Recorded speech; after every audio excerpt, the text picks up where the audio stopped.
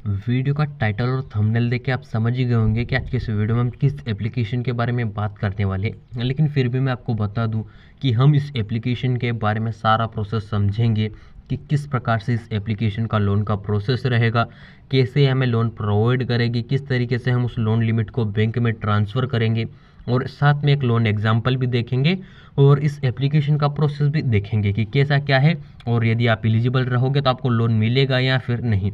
सारी डिटेल आज के इस वीडियो में मैं आपको स्टेप बाय स्टेप प्रोवाइड करूंगा। सो बने रहना है वीडियो के लास्ट तक, वीडियो को बिल्कुल भी स्किप ना करें। सो चलिए वीडियो को शुरू करते हैं। सबसे पहले फ्रेंड्स हम बात करते हैं फर्स्ट स्टेप की।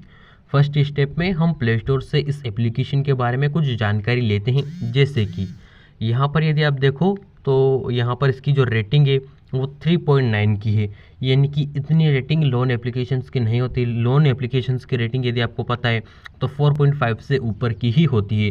आप उन्हें लोन एप्लीकेशन को ट्राई करें। ये एप्लीकेशन हो सकता है कि आपका डाटा इधर उधर कर दे, इस वजह से आप अपने रिस्क पर ही इसमें अप्लाई कीजिएगा।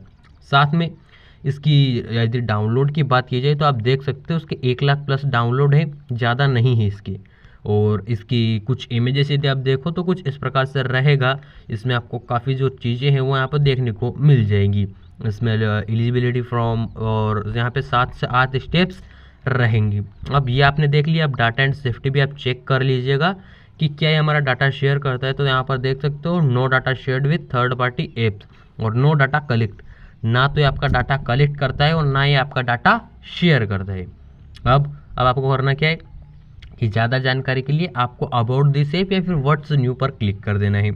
अब यहाँ पर इन्होंने सारा प्रोसेस दे रखा है और क्या दे रखा है वो भी मैं आपको यहाँ पर दिखा देता हूँ। जैसे कि यहाँ पर आपको मिल जाता है एलिजिबिलिटी क्राइटेरिया। यहाँ पर ये आप एक बार चेक ज़रूर कर लीजिएगा यदि आप अप्लाई करने जा रहे हो तो। अब एलिजिबिलिटी क्राइटेरिया में क्या होना चाहिए, आपकी एज कितनी होनी चाहिए, 21 ईयर की। जिसके बाद में सैलरी इंडिविजुअल, आप एक सैलरी पर्सन होने चाहिए। Minimum take home salary per month 15 के डॉक्यूमेंटेशन। जिसके बाद में फ्रेंड्स यहाँ पर आपके पास महीने की 15,000 इनकम होनी चाहिए। पैन कार्ड, आधार कार्ड और सैलरी अकाउंट बैंक स्टेटमेंट। यहाँ पर फ्रेंड्स पैन, आधार और आपकी एज भी यदि 21 से आप एक सैलरीड पर्सन हो, मिनिमम आपकी जो है यहाँ पे मंथली इनकम 15,000 से ऊपर की है और आपके पास अपना बैंक का एक स्टेटमेंट भी है, तो आप इस एप्लीकेशन में आराम से आपको लोन मिल जाएगा। लेकिन यदि इसमें से आप कोई भी चीज़ पूरी नहीं कर पाते हो तो आपकी लोन जो एप्लीकेशन है उसे 101% रिजेक्ट कर दिया जाएगा। क्यों? क्योंकि ये ऐसे ही प्रोसेस होता है फ्रेंड्स। अब यदि आप देखो तो मेरी एज होगी अभी 19 या फिर 20 के लगभग, तो मेरी एज जो है वहाँ पे 21 नहीं है। तो मेरी जो एप्लीकेशन है अभी मैं अप्लाई करूँगा इसके अंदर में, वो 101% रिजेक्ट कर दी जाएगी। क्यों? क्योंकि मेरी एज नहीं है, ना मैं सैलरीड पर्सन हूँ। तो काफ़ी सारी कुछ चीज़ें हैं जिसकी वजह से मेरी एप्लीकेशन को रिजेक्ट कर दिया जाएगा। लेकिन मैं फिर भी आपको दिखा दूंगा कि किस तरीके से इसका प्रोसेस रहेगा। अब जो है यहाँ पे हम देखते हैं क्या, एक लोन एग्जाम्पल जो कि मैंने आपको बोली थी। तो लोन एग्जाम्पल भी आप देख सकते हो। लोन एग्जाम्पल कुछ इस प्रकार से रहेगा कि यदि आपको लोन लिमिट कितनी मिली है, 20,000 यदि आपकी लोन लिमिट है तो आपके अकाउंट में कितने आएंगे वो इन्होंने यहाँ पर दे रखा है। लेकिन पहले उससे कुछ दे रखा है कि यदि आपकी जो है यहाँ पर लिमिट है 20,000 की और आपने टर्नओवर यानी कि आप जो EMI उसकी पे करोगे वो 3 मंथ में पे करोगे। यहाँ पर आप देख सकते हो नीचे के सामने टर्नओवर 3 मंथ, तो इनका इंटरेस्ट प्लेट रहेगा 36% और प्रोसेसिंग फीस और GST रहेगी 708 और डिस्ट्रीब्यूशन अमाउंट 20,000 और -700 करके 19,292 रुपये आपके अकाउंट में आएंगे। यहाँ पर आप देख सकते हो इन्होंने बता रखा है कि 19,292 रुपये आपके अकाउंट में आएंगे। फ्लैट इंटरेस्ट रहेगा 20,000 में से यहाँ पर 3/12 कर दो तो 36% यानी कि 1,080 रुपये। टोटल रिपेमेंट अमाउंट तो आपको 1,080, तो यानी कि 21,800 आपको रिपे करने हैं। मंथली EMI आपकी रहेगी 7,267 रुपये। जिसके बाद में total cost of loan, interest amount, processing fees सब मिलाकर आपको 2,508 रुपये एक्स्ट्रा पे करने होंगे। तो यहाँ पर आप देख सकते हो यहाँ पर ये तो आपका हो चुका है। अब एक लास्ट चीज़ जो मैं आपको दिखाना चाहता हूँ प्ले स्टोर पर है, वो है अप्लाई का प्रोसेस जो कि इन्होंने यहाँ पर दे रखा है।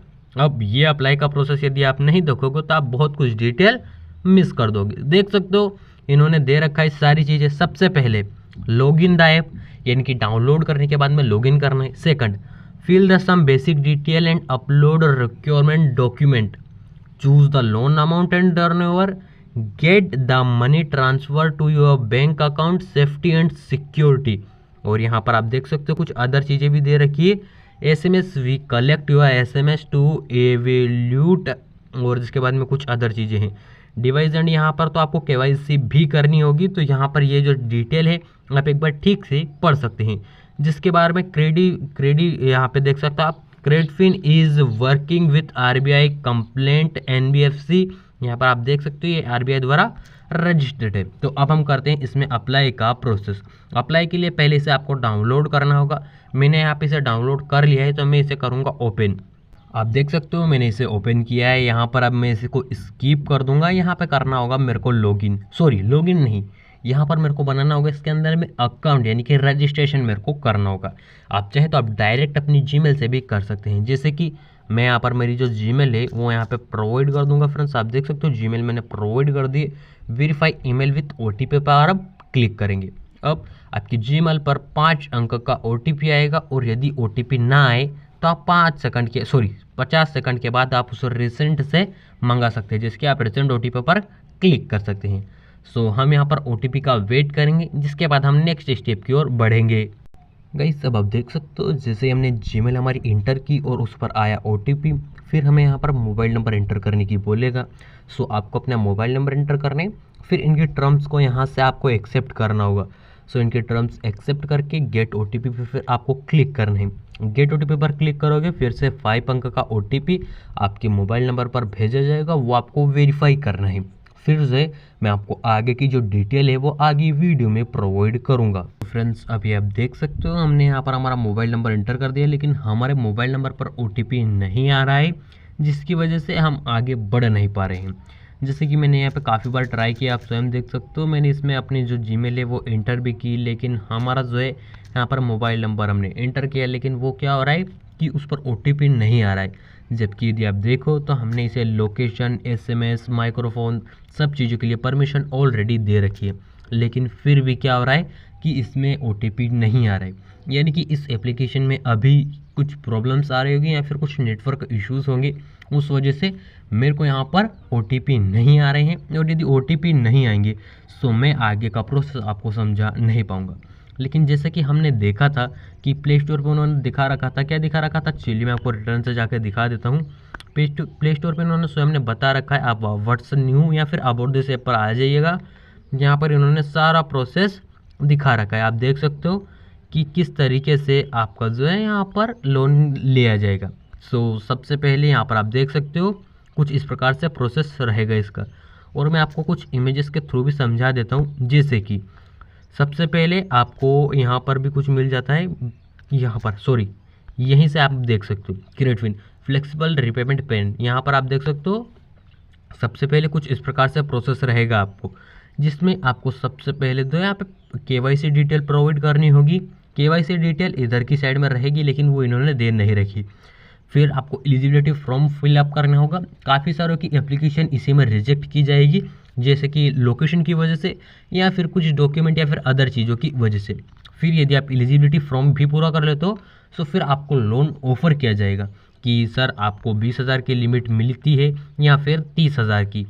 फिर वो लिमिट मिलने के बाद में आपको टर्नओवर सिलेक्ट करना होगा कि हम इस लिमिट को 5 महीने, 7 महीने, 9 महीने के बाद लौटाएंगे, कुछ ऐसे। जिसके बाद में मोर इन्फॉर्मेशन है कि कुछ और आपकी डिटेल आपको इसमें फिलअप करनी होगी। जिसके बाद फ्रेंड्स आपको बैंक डिटेल फिलअप करनी होगी। बैंक डिटेल में नॉर्मल से 3 डिटेल मांगी जाती है, लेकिन उन्होंने 4 मांगी है। फर्स्ट बैंक नंबर और IFSC कोड, जिसके बाद में बैंक नेम, और इन्होंने बैंक स्टेटमेंट भी मांगा है विदिन 3 मंथ का, तो वो भी आपको इंटर करना है। और रही बात तो बैंक स्टेटमेंट के बाद में अपलोड डॉक्यूमेंट, यानी कि ये जो डॉक्यूमेंट मांगेंगे उसका फ्रंट और बैक साइड दोनों ही आपको इंटर करने हैं। जिसके बाद में आपको यहाँ पर लोन एप्लीकेशन मिलेगी, जिसके बाद में जो अमाउंट आपने चूज़ की है, जो लिमिट आपको मिली है, वो आपके अकाउंट में डायरेक्टली डिसबर्स कर दी जाएगी। लेकिन यूँ नहीं कि आपने यहाँ पर लोन के लिए अप्लाई किया और तुरंत नहीं, कुछ समय भी ले सकता है, जैसे कि 12 घंटे और 12 घंटे से कम भी फ्रेंड्स, ऐसा नहीं है कि 12 घंटे ही लेगा, 12 घंटे के अंदर में कभी भी, या फिर आप ज़्यादा से ज़्यादा 24 घंटे मान सकते हो। इससे कम समय में ही आपके अकाउंट में जो लिमिट मिली थी उसकी अमाउंट आपके मोबाइल नंबर पर या फिर आपकी एसएमएस द्वारा आपको बता दी जाएगी कि आपका पैसा ट्रांसफ़र कर दिया गया है। सारा प्रोसेस आप देख सकते हो, और यदि फिर भी कुछ आपको समझ ना आए और कुछ रह गया हो तो आप हमें कमेंट कर सकते हैं, मैं उसका 101% आपको रिप्लाई ज़रूर करूँगा। उम्मीद है, आशा है कि ये वीडियो आपको अच्छा लगा होगा। यदि ये वीडियो आपको अच्छा लगा तो आपको इस वीडियो को लाइक और हमारे इस चैनल को सब्सक्राइब ज़रूर करें।